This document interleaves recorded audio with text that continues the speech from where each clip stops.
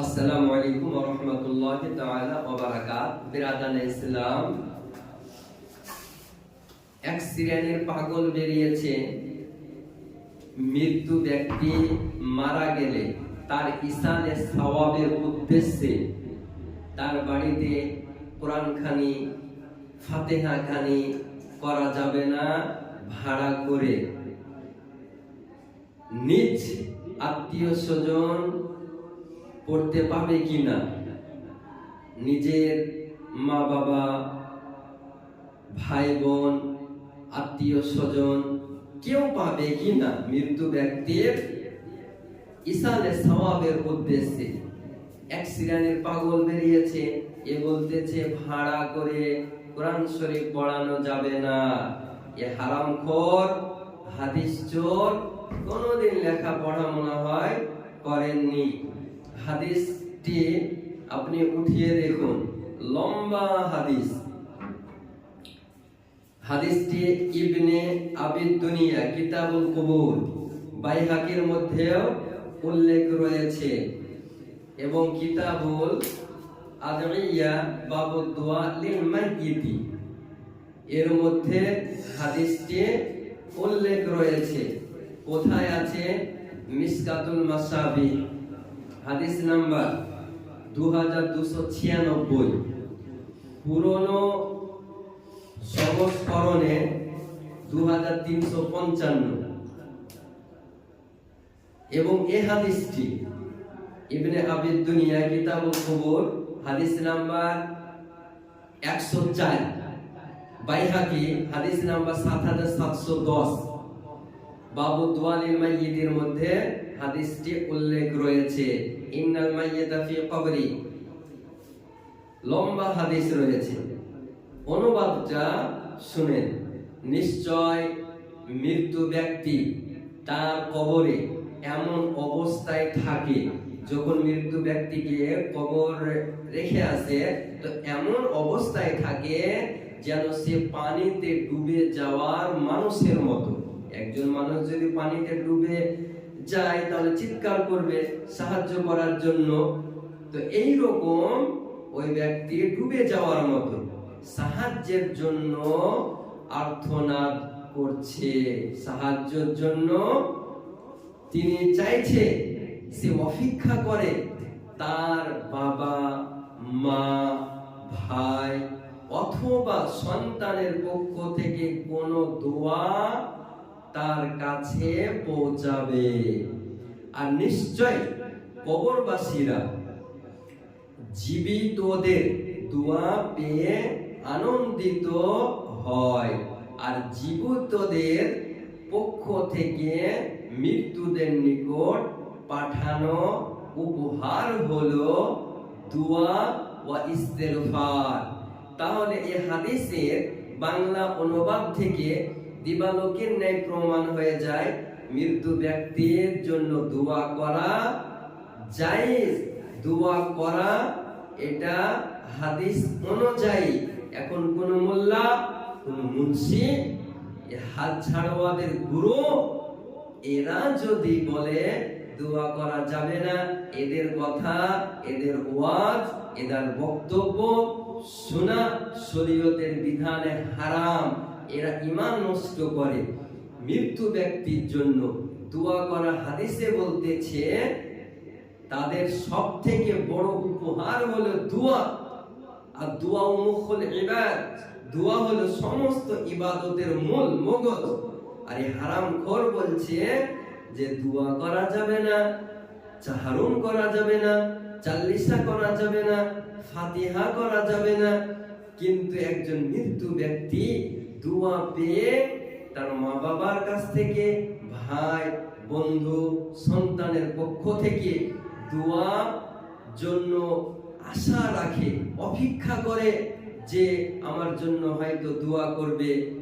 আর আমরা একটু ভেবে দেখবেন, জীবিত ব্যক্তিকে গিফট করে থাকি, গিফট দিই, উপহার দিই, কিন্তু মৃত্যু ব্যক্তির উপহার সব থেকে হলো তার জন্য সদকা করা, দোয়া করা, ফাতিহা করা, কোরআন খানি করা, আত্মীয় স্বজনকে নিয়ে ফকির মিসকিনদেরকে খাওয়ানো, এই সবগুলো সাদকায়ে জারিয়া, এগুলো ওই কবরবাসীর নিকটে পৌঁছে যায়।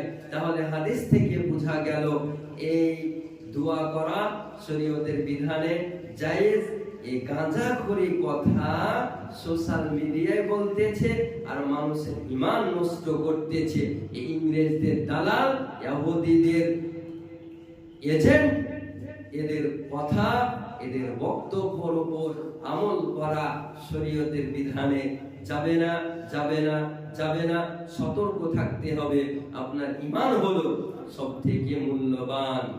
আমি যাচ্ছিলাম আর কি বলুন গুজরাটে, রাত 12টার সময় উঠে লোকের জাল দেওয়া থাকতো নদীতে, তুলে মাছগুলো নিয়ে পালিয়ে আসতাম, জাল পড়ে থাকতো। আসসালামু আলাইকুম ওয়া রাহমাতুল্লাহি তাআলা ওয়া বারাকাতুহু। বিরাদার ইসলাম, এর আগে শুনেছিলাম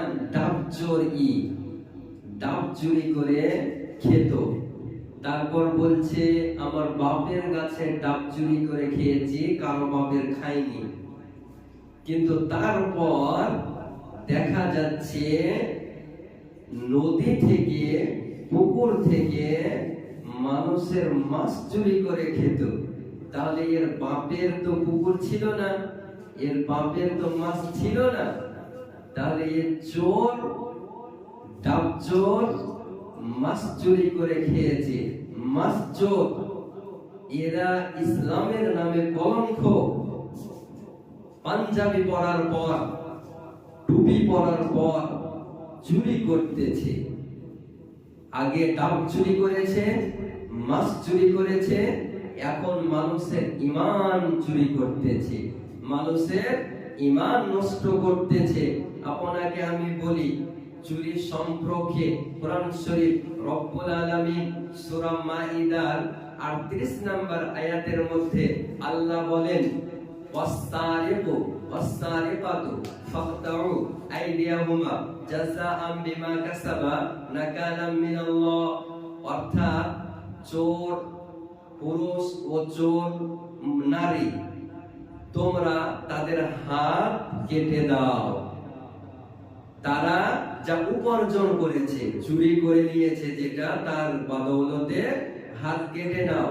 তার প্রতিফল স্বরূপ আল্লাহর পক্ষ থেকে নির্দোষণমূলক শাস্তি, এটা আল্লাহর পক্ষ থেকে শাস্তি দেওয়া হবে। সূরা মাইদার 38 নম্বর আয়াত। ফুকাহে কিরামগণ ব্যাখ্যা করেছেন। আপনাকে একটি হাদিস শোনায়, সহিহ হাদিসে চুরির শাস্তি কি? এটা চোর মাছ চুরি করে খেয়েছে, মাছ চোরের বিধান দেখুন। চোরের হাত কাটা সম্পর্কে সহিহ হাদিস, সহিহ বুখারী হাদিস নাম্বার 6789, সহিহ মুসলিম হাদিস নাম্বার 1684। আমার মহানবী সাল্লাল্লাহু তাআলা আলাইহি ওয়াসাল্লাম বলেন, চোরের হাত কাটা হবে 1/4 অংশ দিনার বা তার বেশি করলে চোরের হাত কেটে নেওয়া হবে। আমার মহানবী সাল্লাল্লাহু তাআলা আলাইহি ওয়াসাল্লাম আরো বলেন, বুখারী শরীফ হাদিস নাম্বার 6788 এর মধ্যে নবী আমার বলেন, নিজের ঘনিষ্ঠদের ক্ষেত্রেও ছাড় নবী দেননি। বুখারী শরীফের হাদিস। নবী সাল্লাল্লাহু আলাইহি সাল্লাম বলেন, যদি মুহাম্মদ সাল্লাল্লাহু আলাইহি সাল্লাম এর মেয়ে ফাতেমা চুরি করত, আমিও তার হাত কেটে দিতাম। তাহলে বলুন মুসলমান, রব্বুল আলামিনের হুকুম অনুযায়ী, আমার নবী পাক সাল্লাল্লাহু তাআলা আলাইহি ওয়াসাল্লামের নির্দেশ অনুযায়ী এই চোরের হাত কেটে নেওয়া দরকার। এরা তো জীবনে পড়ালেখা করেনি, ডাব চুরি করতে আর মাছ চুরি করতে ব্যস্ত ছিল। এখন মানুষের ঈমান নষ্ট করতেছে, ঈমান চুরি করতেছে। সুনানে আবু দাউদের হাদিস উঠিয়ে দেখুন, হাদিস নাম্বার 4376। হাত কায়েম হওয়ার আগে ভুক্তভোগী ইচ্ছা করলে ক্ষমা করতে পারে, হাত কর্তের হাতে গেলে আর ক্ষমার সুযোগ নেই। ইসলামী আইন অনুযায়ী এরা ইসলামিক সংস্কার বলে, ইসলামিক স্কলার বলে দাবি করে। টুপি পরার পর, পাঞ্জাবি পরার পর ইমান চুরি করতেছে। বিরাদান ইসলাম, আরেকটা মশলা আপনাকে আমি বলে দিই, ক্ষুধার্ত ব্যক্তি ক্ষুধার জন্য চুরি করলে তার হাত কাটা হয় না। ওমর ফারুক রাদিয়াল্লাহু তাআলা আন এক সময় দুর্ভিক্ষে হাত কাটেননি। আল মুসান্নাফ ইবনে আবি শাইবা 5 খণ্ড 540 নম্বর হাদিসে উল্লেখ রয়েছে। তাহলে এখান থেকে আপনি বুঝতে পারলেন, এই ডাবচোর মাসচোর থেকে আপনাকে দূরে থাকতে হবে, নিজের ঈমানকে হেফাজতে রাখতে হবে, না হলে আপনার ঈমান চুরি করে নেবে। এদের বক্তব্য শোনা শরীয়তের বিধান অনুযায়ী হারাম, বক্তব্য শোনা যাবে না, কারণ আপনার ঈমান নষ্ট হয়ে যাবে। বিরাদান ইসলাম, এরা কেউ কাকড়াখোর রয়েছে, কেউ শুকুরখোর রয়েছে, হারামখোর রয়েছে। এদের গুরু ওয়াহিদুজ্জামা, কিতাবটির নাম কানজুল হাকাইক মিন ফিকহে খায়রুল খালাইক। এই কিতাবের 13 পৃষ্ঠার মধ্যে লিখেছে যে খিনজির পাক হে, শুকর পবিত্র, শুকরের মাংস পবিত্র, শুকরের হাড্ডি পবিত্র, এবং নারী ভুঁড়িও শুকরের পবিত্র, পাক লিখে রেখেছে। তাহলে বলুন মুসলমান, এদের গুরু যদি শুকরকে পাক বলে, তার হাড্ডিকে পাক বলে, তার মানে বুঝে নিতে হবে এরা শুকরখোর, এরা খিনজিরের গোশত খায়, এরা খিনজিরের হাড্ডি, নাড়ি ভুঁড়ি সবকিছু এদের মুখে শুট করে, কারণ হারাম এবং হালালের মধ্যে পার্থক্য জানে না। বিরাদানে ইসলাম, সিদ্দিক হাসান খা ভোপালী ও লিখতেছে, কিতাবটির নাম বদরুল আহিল্লা, সেই কিতাবের 16 পৃষ্ঠায় লিখেছে, खिंजीर के हराम होने से उसका नापाक होना साबित नहीं होता। खिंजीर হারাম হলেও তার তাকে পবিত্রতা হওয়াতে কোনো অসুবিধা নাই। এই রকম কথা এই হারামখোরেদের গুরু লিখে রেখেছে। তাহলে বলুন মুসলমান, যে ইসলাম ধর্মে শুকরের মাংসকে হারাম করা হয়েছে, এদের গুরু লিখে রেখেছে এটা হালাল, এটা খাওয়া যাবে। তাহলে বলুন, এ আহলে হাদিসদের গুরু, ওয়াহাবিদের গুরু, জামাতিদের গুরু, এদের সব থেকে বড় ইমাম লিখে রেখেছে, खिंजीर के हराम होने से उसका नापाक साबित नहीं होता। হারাম হওয়ার কারণে অপবিত্র প্রমাণ হয় না, এরকম জঘন্য কথা এদের মধ্যে রয়েছে। এরা খিনজিরখোর, এরা কাকড়াখোর, এরা শামুকখোর, এদের নিকটে সব জায়েজ রয়েছে। এই হারামখোরেদের নিকট থেকে আপনাকে আমাকে দ্রুত বজায় রাখতে হবে, নিজের ঈমানকে হেফাজতে রাখতে হবে, নিজে ঢুকে যেতে হবে। তো আপনাদের কুরকিটোলাতে হুজুর ভাড়া করে ভাড়া পড়ায় না, কোরআন পড়ায় না? আলহামদুলিল্লাহ। আপনারা যদি বেদাতি এলাকায় থাকেন তাহলে এগুলো বুঝতে পারবেন।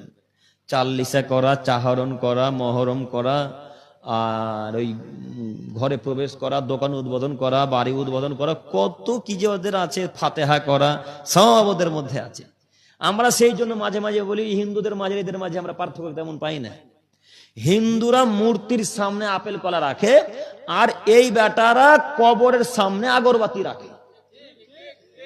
হিন্দুরা তাদের মায়ের মাথাতে কাপড় দেয়, দুর্গার মায়ের মাথাতে কাপড় দেয়, আর এই বেটারা কবরের উপরে কাপড় দেয়। তো এদের মাঝে, হিন্দুদের মাঝে কিছু পার্থক্য বুঝতে পারছেন? হিন্দু ভাইয়েরা ওই বট গাছের চতুর্দিকে লাল ধাগা কালো ধাগা বাঁধে, আর এই ভাই বেটারা হাতেও বাঁধে, পায়েও বাঁধে, গলাতেও বাঁধে। তো কি পার্থক্য থাকলো, কে কি মান্যতা দিল এদের মাঝে আর হিন্দুদের মাঝে? তো আমরা পার্থক্য তেমন খুঁজে পাই না। হিন্দু ভাইরা দুর্গার সামনে ছাগল বলি দেয়, পাঁঠা বলি দেয়, এরা পীরের সামনে মুরগি কাটে।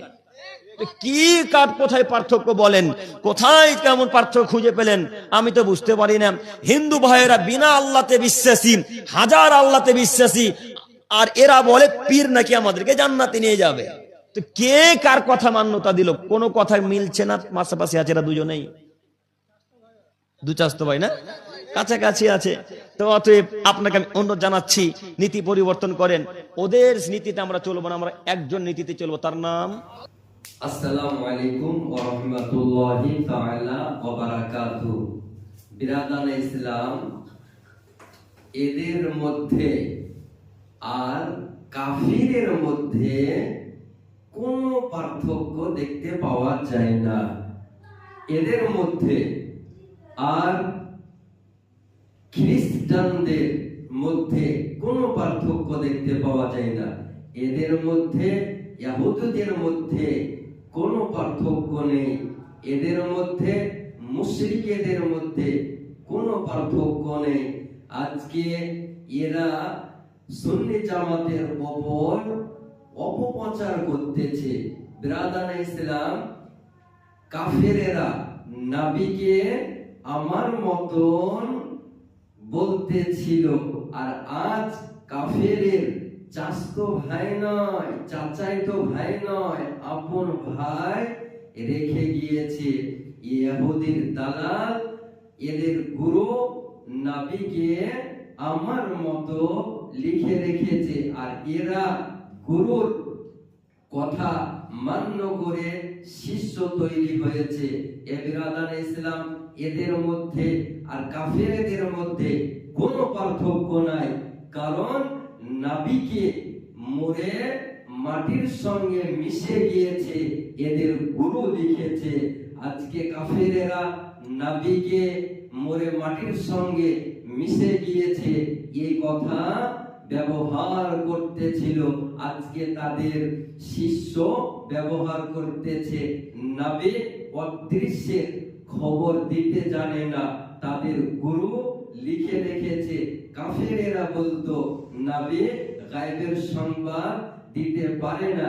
আজকে এই সোশ্যাল মিডিয়াতে মুশরিক কাফিরদের আপন ভাই বেরিয়েছে, এরা বলতেছে নবী গায়েবের সংবাদ দিতে পারে না। কাফেরেরা বলেছিল নবী কিছুই দিতে পারে না, নবী কোন জিনিসের মালিক ও মুখতার নয়। মুসলমান কাফেরেরা সেই যুগে বলেছিল, কিন্তু বর্তমান যুগে নামধারী আহলে হাদিস পাঞ্জাবি পরার পর, টুপি পরার পর এ বলতেছে নবী কোন জিনিস দিতে পারে না। কিন্তু রব্বুল আলামিন আমার নবী পাক সাল্লাল্লাহু তাআলা আলাইহি ওয়াসাল্লাম কে সারা জাহানের মালিক ও মুখতার পয়গম্বর করে দুনিয়াতে প্রেরণ করেছেন। বিরাদানে ইসলাম, কাফেরেরা নবীকে হাজির ওয়া নাজির মান্য করত না। এই কাফেরদের আপন ভাই বেরিয়েছে নামধারী আহলে হাদিস, যাকে ওয়াহাবি নামে ঘৃণিত করে মানুষ। আজকে আপনাকে বলি, এরা বলে নবী হাজির ওয়া নাজির নয়। তাহলে মুসলমান, আপনি সুস্থ মস্তিষ্কে ফয়সালা নিতে পারেন যে কাফেরেরা যে ভাষাগুলো প্রয়োগ করেছিল, আজকে এরা তাই সেই ভাষাগুলো ব্যবহার করে। তাহলে কাফেরের মধ্যে আর এদের মধ্যে কোনো পার্থক্য নাই। কারণ কাফেরেরা যে কর্ম আমার মহানবী সাল্লাল্লাহু তাআলা আলাইহি ওয়াসাল্লামের সঙ্গে করেছিল, আজকে এরা এই কর্ম করে। ইহুদির দালাল, খ্রিস্টানের এজেন্ট, ইংরেজদের টাকা খেয়ে ইসলামকে নষ্ট করতেছে। এদের দ্বারাই ইসলাম প্রচার হবে না। কাকড়া খোর, কাকড়া কে বলেছে এটা হালাল খাদ্য, শরীয়তের বিধান অনুযায়ী কাকড়া হারাম। কোন জিনিস যদি হারামকে হালাল বলে ও মুসলমান থাকে না, সঙ্গে সঙ্গে মুসলমান থেকে বেরিয়ে যায়। আজকে এরা মুসলমান থেকে বেরিয়ে গিয়েছে। টুপি পরার পর, পাঞ্জাবি পরার পর মুসলমান হওয়া যায় না। এদের নিকট থেকে 100 কিলোমিটার দূরত্ব বজায় রাখবেন, নিজের ঈমানকে হেফাজতে রাখবেন। কাঁকড়া হালাল খাদ্য। বিকৃতি ঘটা ব্যক্তি সোশ্যাল মিডিয়ায় আত্মপ্রকাশ করেছে, হাদিস লেখাপড়া না করে ফতোয়াবাজি করতেছে, হালাল দ্রব্যকে হারাম প্রমাণ করছে আর হালালকে হারাম গ্রহণ করছে। ব্রাদার ইসলাম, এই মস্তিষ্কের বিকৃতি ঘটা ব্যক্তি বলছে কাঁকড়া খাওয়া হালাল, হালাল খাবার বেশি বেশি করে খাও। এদের জিবে হারাম চর্বি লেগে গিয়েছে, এদের জিবে, এদের জিহ্বাতে হালাল দ্রব্য শুট করবে না, কারণ এদের মুখে হারামের স্বাদ চলে এসেছে। কাঁকড়া খাওয়া বৈধ হালাল বলতেছে। আপনাকে আমি বলি, কোন ব্যক্তি যদি হালালকে হারাম বলে কিংবা হারামকে হালাল বলে, ওই ব্যক্তি সঙ্গে সঙ্গে মুসলমান থেকে খারিজ হয়ে যাবে, ওই ব্যক্তি সঙ্গে সঙ্গে ইসলাম থেকে বেরিয়ে যাবে, ওর মুসলমান থাকবে না। কাঁকড়া খাওয়া এটা হানাফি মাযহাব মোতাবেক হারাম, এটা খাওয়া যাবে না। কো রব্বুল আলামিন কোরআন শরীফের মধ্যে বলেন, ওয়ালা তাকুলু লিমা তাসিফু আলসিনাতুকুমুল কাযিবা হাযা হালালু ওয়া হাযা হারাম। অর্থাৎ তোমরা তোমাদের জিহ্বা যা মিথ্যা বর্ণনা করে, এ হালাল আর ও হারাম। হালালকে হারাম বলিও না এবং হারামকে হালাল বলিও না। ইমাম নববী রহমাতুল্লাহ আলাইহি বলেন, যে ব্যক্তি আল্লাহর স্পষ্ট হারামকে হালাল মনে করে, সে সঙ্গে সঙ্গে মুসলমান থেকে বেরিয়ে যায়, ওই ব্যক্তি আর মুসলমান থাকে না। তাহলে বলুন মুসলমান, এই মস্তিষ্কের বিকৃতি ঘটা ব্যক্তি বলতেছে কাঁকড়া খাওয়া হালাল, হালাল দ্রব্য, এটা বেশি বেশি খাও। এর মস্তিষ্কের বিকৃতি ঘটে গিয়েছে। হাদিস পড়াশোনা করে নাই, হাদিস লেখাপড়া করেন নাই, বিনা পড়া লিখে মৌলানা হওয়া যায় না। টুপি পরলে, পাঞ্জাবি পরলে মুসলমান হওয়া যায় না। বিরাদার ইসলাম, কোন ব্যক্তি যদি জেনে বুঝে হারামকে হালাল বলে, হালালকে হারাম বলে, ও মুসলমান থাকতে পারে না। কাঁকড়া খাওয়া কোন রকমের জায়েজ নয়, স্পষ্ট ভাবে বারণ করে দেওয়া হয়েছে। কিতাবটির নাম বাদাইউস সানাই, 5 খণ্ড 35 পৃষ্ঠার মধ্যে তিনি বর্ণনা করেন কাঁকড়া খাওয়া জায়েজ নয়, কারণ এটি মাছ নয়। ফাতোয়ায়ে বাহরুর রাইকের মধ্যে তিনি লিখেছেন 8 খণ্ড 205 পৃষ্ঠার মধ্যে, কাঁকড়া সমুদ্রের প্রাণী হলেও মাছ নয়, তাই এটি খাওয়া শরীয়তের বিধানে জায়েজ নয়।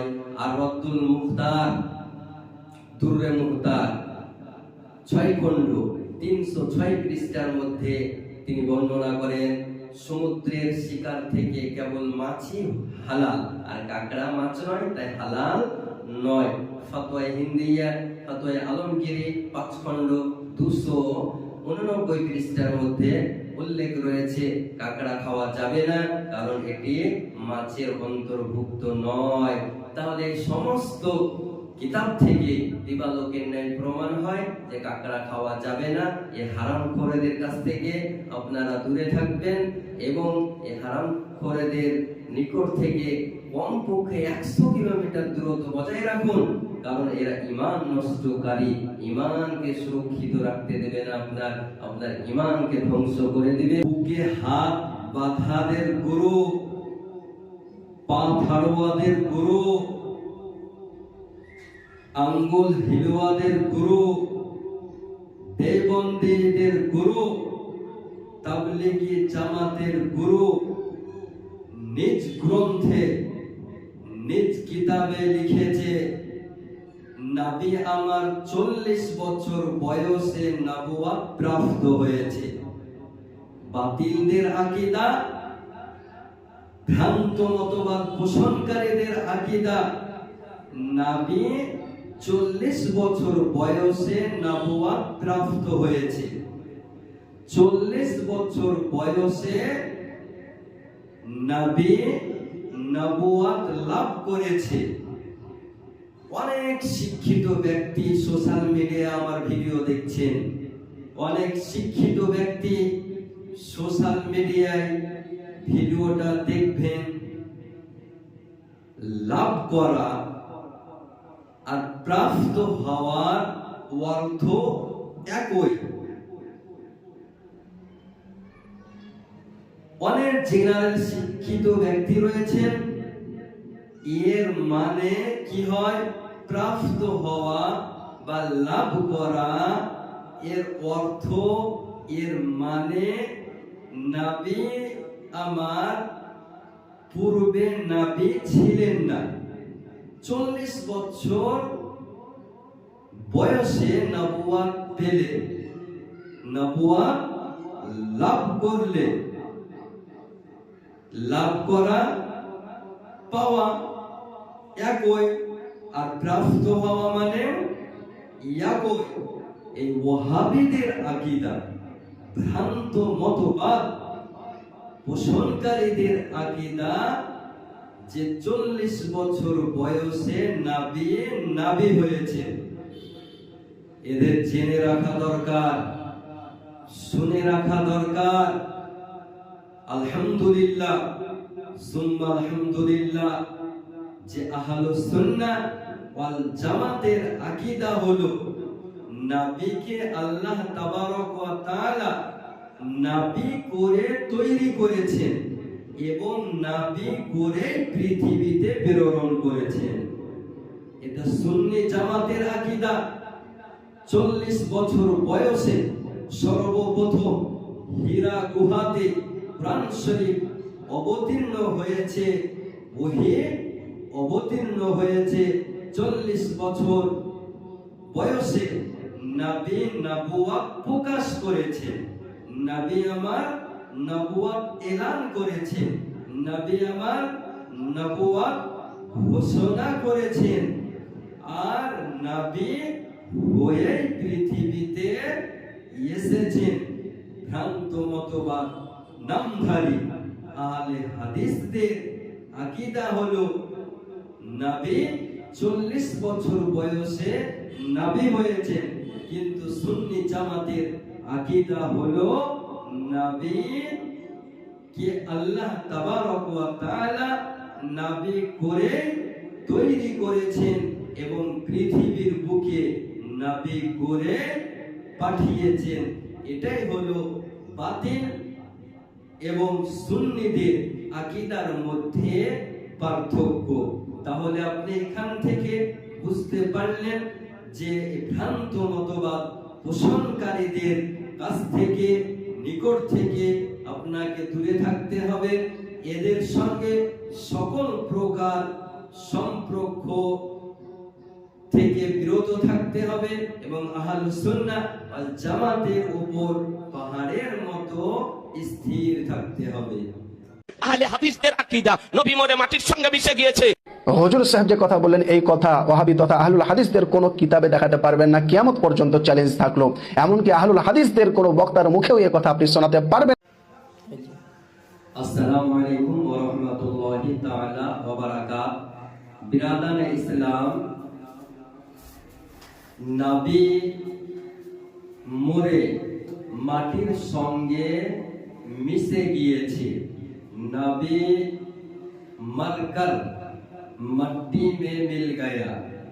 ये अकीदा হলো ওহাবী, দেওবন্দি, জামাতীদের। কোন কিতাবে লেখা আছে? কিতাবটির নাম তাকবিয়াতুল ঈমান। কিতাবটির রাইটার ইসমাইল দেহলভী। ये লিখেছে नबी मरकर मट्टी में मिल गया। नबी মরে মাটির সঙ্গে মিশে গিয়েছে। নাউযুবিল্লাহি মিন যালিক। এই নামধারী আহলে হাদিসদের কত জঘন্য আকীদা আপনি নিজ চক্ষু দ্বারা কিতাব থেকে দেখতে পারেন। কিতাবটির নাম তাকবিয়াতুল ঈমান, 93 পৃষ্ঠার মধ্যে ইসমাইল দেহলভী লিখে রেখেছে। তাহলে ওহাবীদের আকীদা নবী মরে মাটির সঙ্গে মিশে গিয়েছে। এই নীল গগনের নিচে জমিনের উপরে ওহাবীর ঘরে এই রকম সন্তানের জন্ম হয়নি যে হাদিস, কোরআন, ইজমা, কিয়াসের আলোকে নবী মাটির সঙ্গে মরে মিশে গিয়েছে, এটা প্রমাণ করা সম্ভব হবে। আপনাকে আমি একটি হাদিস শোনাই। হাদিসটি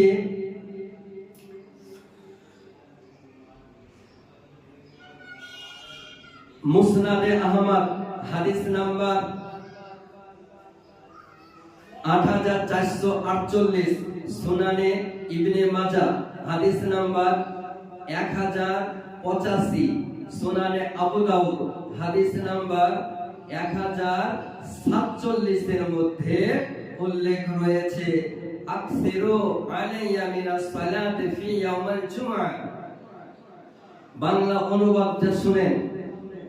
আবার মহানবী সাল্লাল্লাহু তাআলা আলাইহি ওয়াসাল্লাম বলেছেন, জুম্মার দিনে তোমরা আমার উপর বেশি বেশি দরুদ পাঠ করো, কারণ তোমাদের যে কেউ আমার উপর দরুদ পাঠ করলে সে দরুদ আমার কাছে পেশ করা হয়। সাহাবায়ে কিরামগণ জিজ্ঞেস করলেন, ইয়া রাসূলুল্লাহ, ইয়া হাবিবাল্লাহ, আপনার ইন্তেকালের পর আমাদের দরুদ কিভাবে আপনার কাছে পেশ করা হবে? তো আমার নবী পাক সাল্লাল্লাহু তাআলা আলাইহি ওয়াসাল্লাম বলেন, আল্লাহ তাআলা জমিনকে নবীদের দেহ খাওয়া হারাম করে দিয়েছেন। তাহলে এই হাদিস থেকে দিবালোকের ন্যায় প্রমাণ হয় যে নবীগণের দেহ নষ্ট হয় না, নবীগণের দেহ গলে না, নবীগণের দেহ সরে না। যেমন তাদেরকে কবরে রাখা হয় সেই রকমই তাদের দেহ থেকে যায়। বিরাদানে ইসলাম, আপনাকে আমি বলি, এই ওহাবী, দেওবন্দি, লামাযহাবী, নামধারী আহলে হাদিসদের আকীদা হলো নবী মরে মাটির সঙ্গে মিশে গিয়েছে। ভ্রান্ত মতবাদ পোষণকারীদের আকীদা।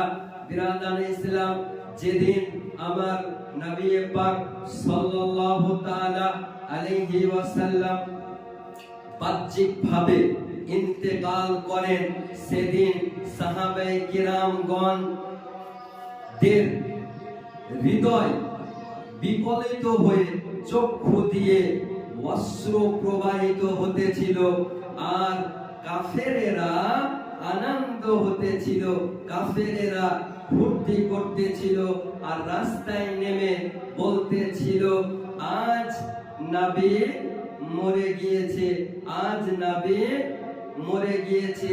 এই ফুর্তি করতেছিল।